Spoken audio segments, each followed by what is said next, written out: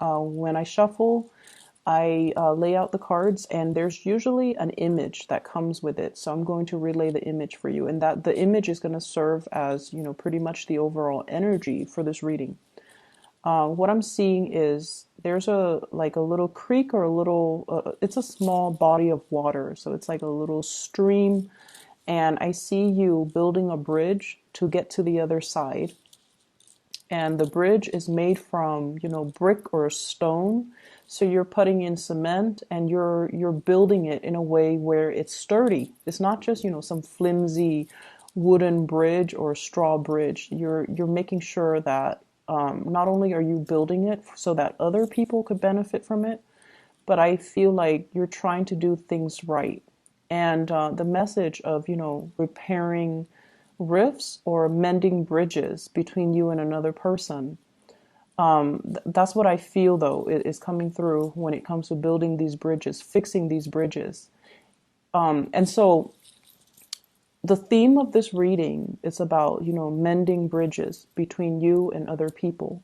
If there have been situations where, for whatever reason, too much has been said, too many things have happened, and there might have been falling out between you and another person, I feel like it's almost as if you are trying to repair the rift. You're trying to make amends. You're trying to do things to bring them back into your life, or extending that invitation for forgiveness and to let bygones be bygones between you and another person. I also feel like for some of you, I'm sensing that you might deal with somebody who might have, dependency issues. Either they are financially just irresponsible. They might have addictions as well. And so the way that they behave is, when they need something, they're very sweet and they come to you. But then I feel like, their dependency issues take over. And I feel like they know how to manipulate in order to get what they want. And so, for example, if they need, cash to buy whatever it is that they need to buy, they're very, very sweet. And then when they don't need you, then they don't even give you the time of day. So I see that element here. And I feel like it's somebody that, it could be like a family member, somebody that you care for. And so on the one hand, you know what they're up to. You don't want to enable that behavior. But on the other hand, it's really hard for you to say no to somebody that you love. Okay? It's really hard for you to turn them down. It's really hard for you to say no when they turn on the charm. And honestly, I feel this energy can flow both ways, because when I heard myself say charm, I always think of Libras as the charmer. So I feel like this energy can go both ways. And so over time, one person feels very used, and then it's one person who constantly gives and gives and gives, and the other person takes and takes and takes. And one person feels very used. And so I feel like somebody is out trying to mend that broken relationship, trying to make things better, trying to make amends, okay? And it's great. It's a good time overall to kind of rectify situations. I'm also feeling as well, somebody is coming out of either depression or drug abuse. They're trying to, I feel them getting stronger. So mentally, they're getting stronger. They're able to understand that when it comes to the addiction, or when it comes to the situation, it kind of took over their lives. Okay, so they're trying to make amends. I see somebody doing like the 12-step program. Like, it could be AA, it could be drug addictions, whatever it is. And they're trying to apologize to all the people in their lives that they have not been good to. So somebody's trying to make amends. And then I'm also seeing somebody overcoming like physical addictions. They've dealt with the chills and the fevers and the pains and all of that. And they've conquered it, and now they're clean. And I see them, getting physically a lot stronger too, mentally and physically. They're getting a lot stronger. They're able to kind of live through this really dark period in their lives, but now they're stronger as a result of it. And I feel for some of you, this is somebody you really care about. It's somebody that is meaningful to you and is around you, and they're able to make really positive transitions in their life. So if that is the case, let bygones be bygones and be as emotionally supportive as you can when this person is going through, you know, such a profound transformation in their lives. Okay. I'm seeing as well for some of you though, I definitely see like three parties, three people, and in a relationship. I'm feeling like some of you are in a committed relationship and you have a new attraction, like a very strong soul connection that is coming into the picture with somebody else. And I feel like you're looking at your hands and you're like, my hands are tied. There's nothing I can do. But the soul connection is very undeniable. What I have here is the Two of Cups. They're looking at each other and they both recognize the connection that they have with one another. And I feel almost like it's nothing can be done, nothing can be acted upon because you're in a relationship. And yes, this connection is very strong, it's undeniable, and the other person's aware of it too, but they're also aware that your hands are tied. So unless you move away from it, unless you make some major transformation in your life with the Death card here and move away from it, then the two of you can be together. And I feel like some of you are contemplating, you know, like you're building that bridge to extend across the river or the stream so that you can get to the other side.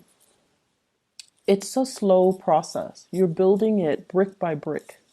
It's going to take some time and you're doing it on your own. So I feel like some of you are thinking about possibly leaving a partner or leaving a marriage situation, and you're biding your time, or you're waiting for the perfect moment, or you're trying to get everything in order first before you make this transition.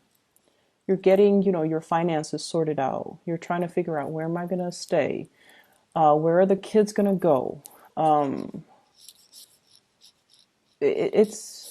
And I feel like you might be doing it by yourself. Like you might be consulting a lawyer without your partner knowing. You might be checking your bank account, trying to talk to a financial planner in order to get the process started. And you're trying to figure out, you know, how much am I going to have to pay in child support? How much am I going to have to pay in alimony? How much is the whole, you know, court proceeding going to cost? Am I able to afford it?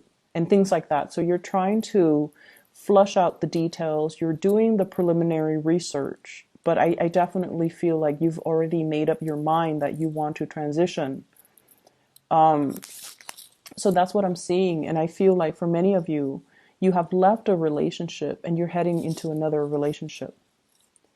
And it seems like there isn't any time at all for, you know, being on your own and healing and kind of processing everything that happened. Because I feel like one relationship left you very, very dejected. And then the next person that you meet, they kind of really uplift you. And so you're transitioning like seamlessly from one relationship to the next. And the universe is pretty much telling you to slow down, take some time to be on your own, take some time to process what happened, and take some time for you to be okay first on your own before you rush into this next relationship. They like you. They're not going to go anywhere. What I have here is the Ace of Cups. This is new love. Something that is brand new, that is being offered to you.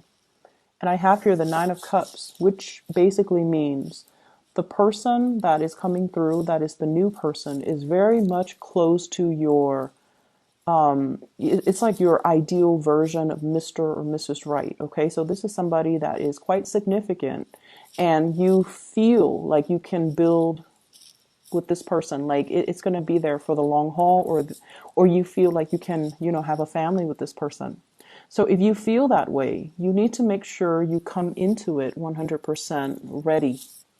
And so if you still have, pains and heartache, Ten of Swords, from previous relationships, or you feel like you still have attachments or emotions that are unresolved, or that you're not really sure if you're done with it yet, you need to make sure you are done before you transition, because this is something that has a lot of potential and you want to do it right. Okay, we want to do things right. I see a lot of people though. So I do see you, and I do see two other people. One is the Two of Cups, one is the Ace of Cups. And we have the Hangman as well that's showing up, which basically means weighing out the pros and cons. Staying in a situation possibly because of financial ties, staying in a situation because of these, they're kind of like, what do you call them? Restrictions. They're self-imposed restrictions. And so you want to free yourself, you want to move on, but you have these things that are holding you back, and they're not real. We have the Devil here. It's the puppet master. It's somebody that has control or sway over you. Okay, but this puppet, he's got a pair of scissors. He can cut himself loose at any time. So it's nothing that's binding, and it's not really, no one is like, holding a knife to your throat and telling you need to stay. Or no one is threatening bodily harm. No one is forcing you against your will. And so I definitely feel like it's a situation where you're feeling like you're sacrificing your happiness for some greater purpose, for some greater goals. And for example, I feel some of you might have children, and you don't want to sever ties with your existing partner because you don't want the children to grow up in a broken home. And that's very noble. And I feel some of you feel like you're making sacrifices. You're sacrificing your happiness to provide that stable home life for the kids. You're sacrificing your new relationship so that you can, be a better, be a better parent. And that's the way you're looking at it. That's the way you justify the situation. That's the way you rationalize the situation. And once again, this can also be the person that you're dealing with. Some of you might be dealing with somebody who's in another relationship. And that's how they're rationalizing their situation. And in the meantime, you wait for them to sort out things from their end. And I feel like it's going to be quite a long waiting process. And if you're okay with that, then that's fine. But I feel like it's not going to be, a few months. I feel like it might be a few years. So if that's how they rationalize it, you might need to kind of ask yourself if the wait is okay for you. If you don't have a definitive end date, are you okay with that? Are you okay with waiting? And then likewise, if you're the one that's in the relationship and you don't have the definitive end date, is it fair to ask the other person to wait for you? Okay, so this dynamic, I definitely see like three people. I definitely see a relationship that should end. And I feel like a new relationship has the potential to be really great. But for whatever reason, somebody's rationalizing staying in a situation because they feel like there's a more noble, they're making a sacrifice for a noble end. And I feel like that's not really the case. There definitely is some financial entanglements between them and another person. So if their rationale is, it's for a noble cause, I think like that's a lie that they tell themselves. That's not really grounded in reality. And I keep getting this, this hangman. Somebody is saying something, rationalizing a situation, and it's not really grounded on reality. It's kind of like the lie that we tell ourselves to make the situations to justify a situation or to make a situation more bearable, but is not really grounded on reality. Okay, so I definitely see some financial entanglements. That's disallowing one person to leave, and that's all it is. It has nothing to do with a noble cause or anything like that. And so let's not fool ourselves. I just feel like I just feel like if someone just makes up their mind and leaves a situation, everything would be so much better. All the cards on the bottom row promise a lot of new beginnings and love and abundance. We have here the Two of Cups, the Death card, the Nine of Cups, which is a wish card, the Ace of Cups, which is the brand new love, and the Four of Swords, which is, no more fighting, no more pettiness, an end to all of that, and spiritual ascension. So everything here is just really, really good. If somebody chooses to just walk away and move on to the new phase in their lives, everything will be so much better. But all the cards on top indicate to me here, we have the Ten of Swords, which is betrayal. The Three of Wands reverse, waiting for something and it's not coming in. The Devil being tied to something. The Hangman being stuck in limbo. And the Fool in the reverse not making a change. Doing the same things over and over and over again and not getting a different result because, of course, right? If you keep doing the same things, you get the same outcome.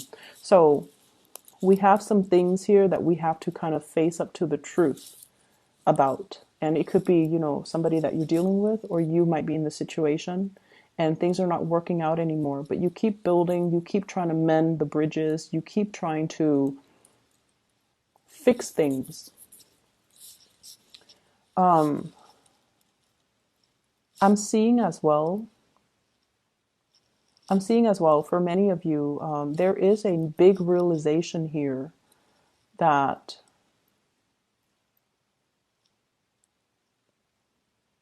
what I'm feeling is there might be friends or there might be habits that you're headed towards that might not be good for you, okay? I see overindulgence. I also see a lot of drugs and alcohol and dependency, and I honestly feel drugs. And so you could be whatever age watching this, but I feel almost like you want to be a little bit careful about who you surround yourself with, and you want to be careful about the choices that you make. And you want to be careful as well.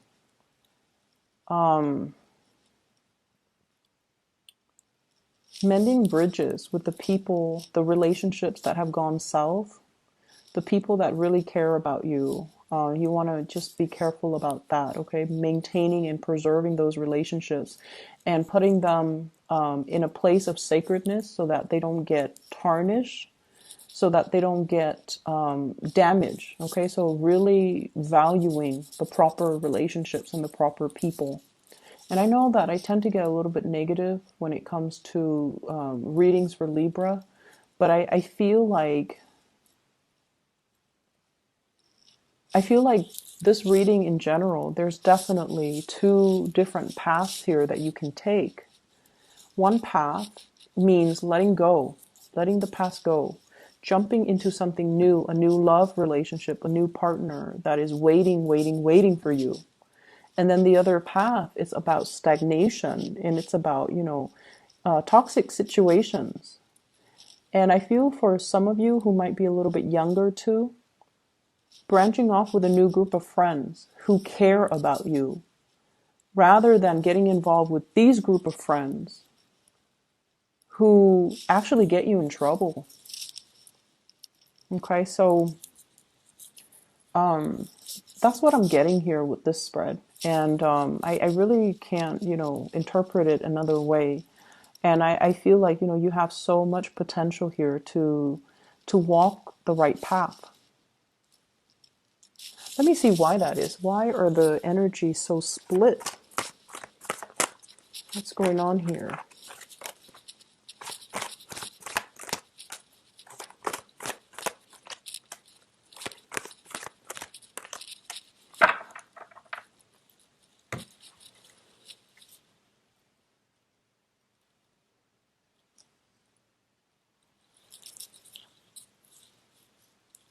So once again, this reading might run longer than expected, but I feel like I want to get the message why the energy is so like split right down the middle. First of all, we have here the world, and this usually denotes to me as well, a sense of protection. And here's the thing, when it comes to this protection,